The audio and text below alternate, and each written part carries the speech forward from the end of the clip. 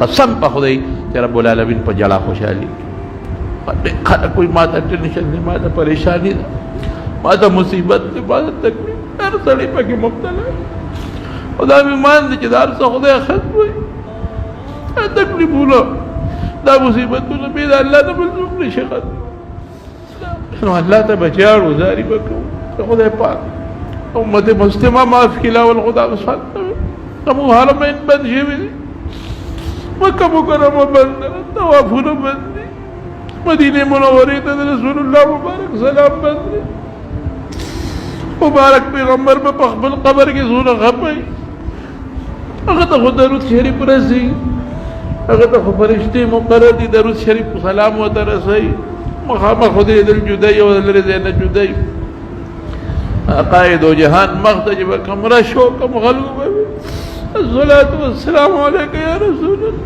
ابن شوی هغه خلک خدای پیغمبر سوی د محمد مال ولی درځي، د محمد مال ولی درځي، د محمد نگان ولی درځي. توافونه بند دي، یو مخصوص کسان دي، زمانو دا زمونږ د اعمالو وجه ده. زمونږ جوماتونو کې عبادت هغسې نشته، رمضان ته ګورو زمونږ عبادت ته ګورو، یو کس هلته ولاړ دی، بل دلته ولاړ دی، بل دلته ولاړ دی. کورونو کې خلکو تراویح شروع کړي، په خپلو کورونو کې ختمونه بند شو. زمونږ د اعمالو وجه ده، زمونږ رب زمونږ نه خفه دی، اسم نشته، موږ نه خپل رب خفه شوی دی، موږ نه خپل رب خفه دی. رب دې زمونږ نه خوشحاله شي. دعا کوي چې خدای ظالم نه نه خدای پاک ظلم کوي. خدای ټول زموږ د ګناهونو نتیجه ده، زموږ ګناه الله معاف کړي. امت مسلمه له دعا کوي چې خدای دا وایرس تا کرونا ختم کړي او زموږ حرمین الله واپس آزاد کړي.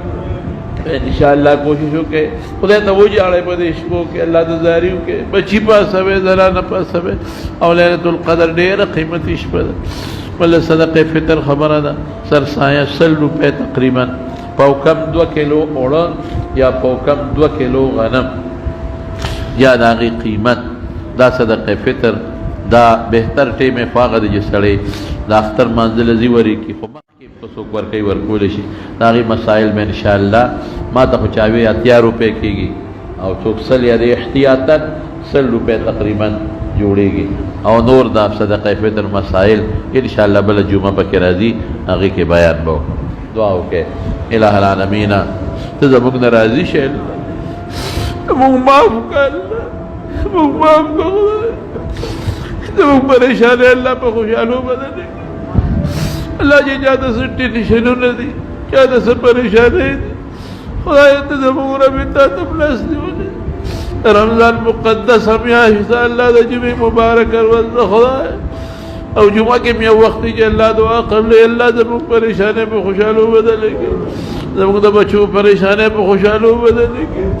الله مریضانو له روغ صحتونه ورکړي، الله مریضانو له روغ صحتونه ورکړي، بچي جوړ کړي، کور اهل و عیال له شفا ورکړي.